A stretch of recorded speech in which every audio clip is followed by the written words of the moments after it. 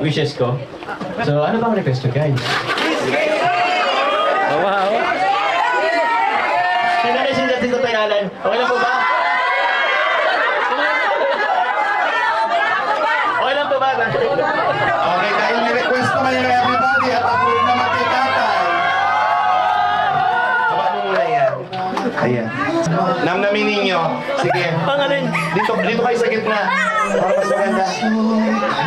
Siyempre, para mas maganda yung kilig, isayaw mo muna si Carla, yung very romantic, very sweet. Palakpakan naman natin yung dalawa.